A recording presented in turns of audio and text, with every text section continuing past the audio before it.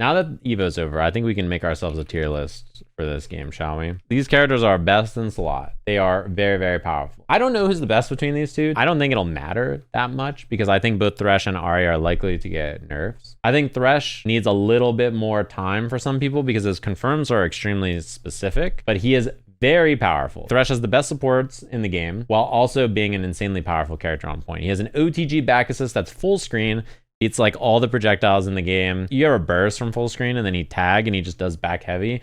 You automatically hit the character tagged out and then you get the jump cancel. They can't parry because they just tagged as well, which is brutal. It's like Ahri Orb Super, but it's just a normal. It costs nothing. It gives you a full combo that's very easy to confirm. It pulls you in. His forwards assist is insane. One of the best lockdown assists in the game. It prevents you from retreating guard. His damage is like the highest in the game. Ahri is also obviously very, very good for lots of reasons. Her assists are not super crazy compared to a lot of other characters, but they're still pretty solid. Ahri has God neutral. And to me, the biggest reason is that she is very non-committal. She can always play very safe because of air fireball down or straight and Orb Super. As someone who plays her, she's my most played character, and I've been saying she's the best character for like 3 or 4 months. Her fireballs have to go. I think the problem with her is that her fireballs are like way too safe. If she didn't have so much screen control with air fireball and ground fireball, she would at least have to run at you and fight you. And she's good at doing that. But she doesn't have to because she can just throw fireballs. And like, it's so safe for her. Her air control is insane. Her mix-ups are insane. Her pressure mid-screen is actually not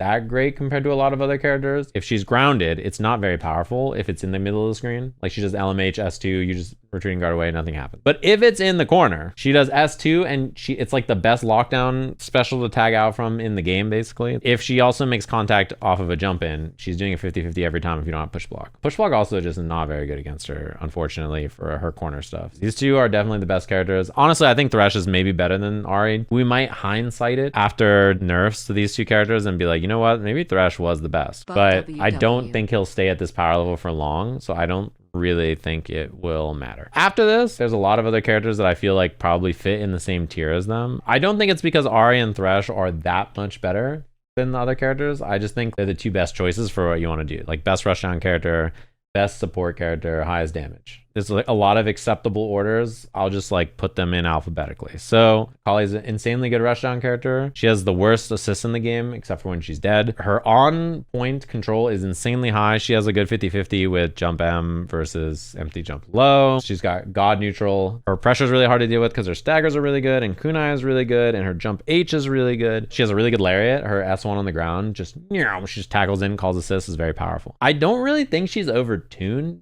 though. Weird to say for a character as good as she is, but I think she's like about in the right spot. She dies really fast. She doesn't have mix-ups that are like egregious. She has weaknesses. She just wins by like having really good neutral. I would rather them like buff her assists and then make like kunai's maybe not as good if they want to or something, but I think she's like pretty reasonable. After that, I think Teemo. He is bad into Thresh and not great into Jinx, but you guys probably know how good this character is. Insanely good support. And one thing I'll say about matchups in general in this game, I think basically every character has bad matchups for the most part. It's very hard to just play one team a lot of times because there are so many characters who beat other characters now and like have archetypes they're weak to. Teemo is not good into like Jinx or Thresh as an example. And like Thresh is not good into the rushdown characters. Like I think Alawi is good into the zoners, good into Akali, I think, but not great into like Thresh. I think it's pretty hard to just play one team a lot of times. I think you might have to be flexible and play a third character that you slot in. But yeah, Teemo is really good. His assists are amazing. Back assist is one of the best assists in the game. Forward assist is an OTG assist that's very powerful. He has like reverse beat basically because he can do 5L and do the blow dart and then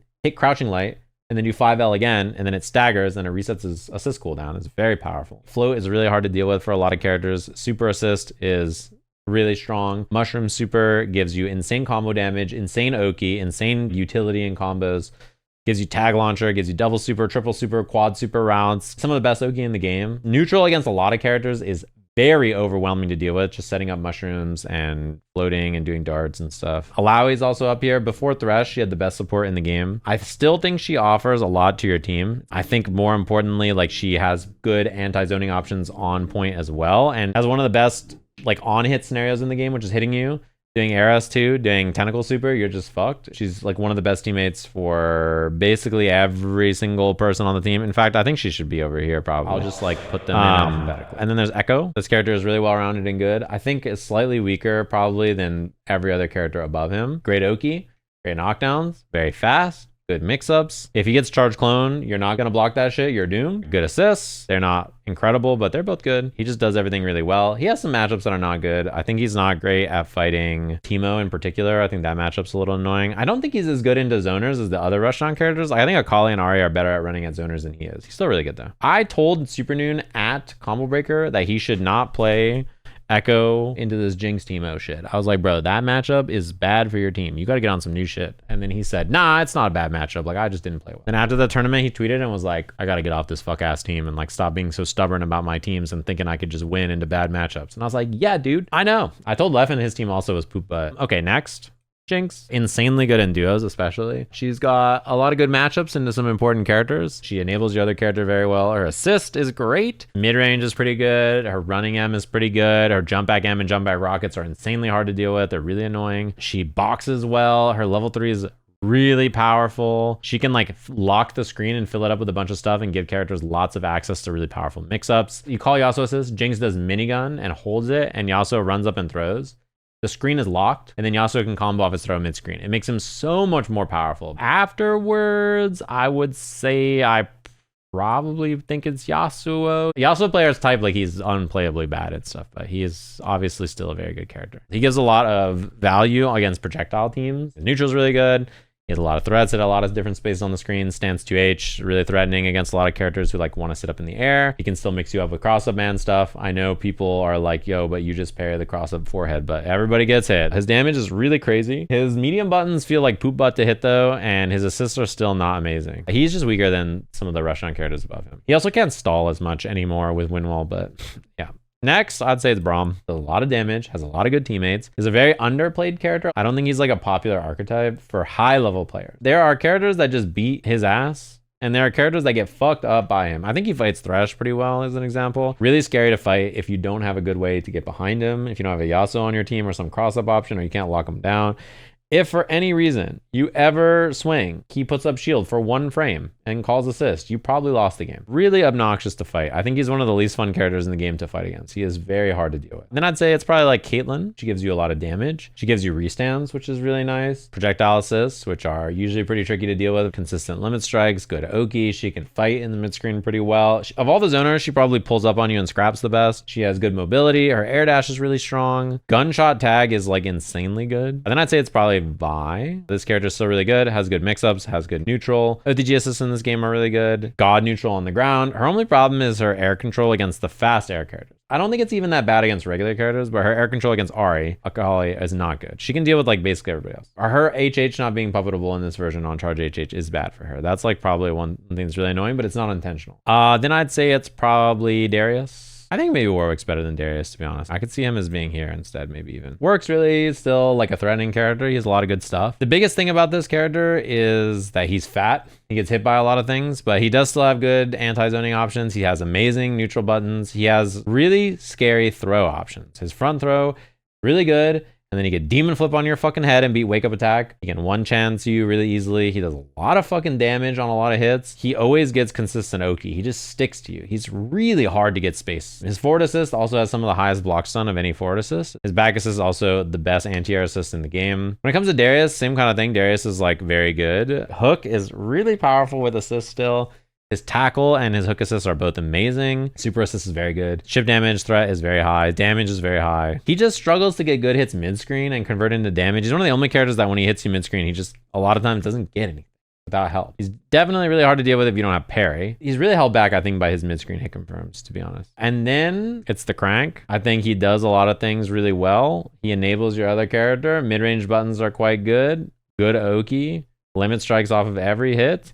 You can get one chance by this character very easily. The biggest weakness is that the main neutral tool you want to slam on is S2, and S2 is parry bait. If you are alone and you're ever wrong on command grab, you are so doomed. And you do have to live or die by a mix-up that is interactable. You can fight a character like Echo, and he does a roll mix-up, and if you're wrong, and you get hit, you die. If you're right and you block, like he's still doing pressure on you. Blitz is like committing, and that commitment really hurts if he's right, but is really unfortunate if he's wrong. Now, Senna is the worst character. Her resource gives her Wraith Form. Wraith Form is really powerful. If you get to stick to someone and you can call assist, it's really good. You can also do like S1 from full screen, and if you have coverage, that's really good. If you don't have coverage, you're just like putting yourself in a 50-50 to die or not, which is really scary. But more importantly, when she has no form, she actually just has horrible ways to gain the resource without hitting you. All of her special moves that are zoning tools are really bad. They are really, really bad. She's got no mobility. Her normals aren't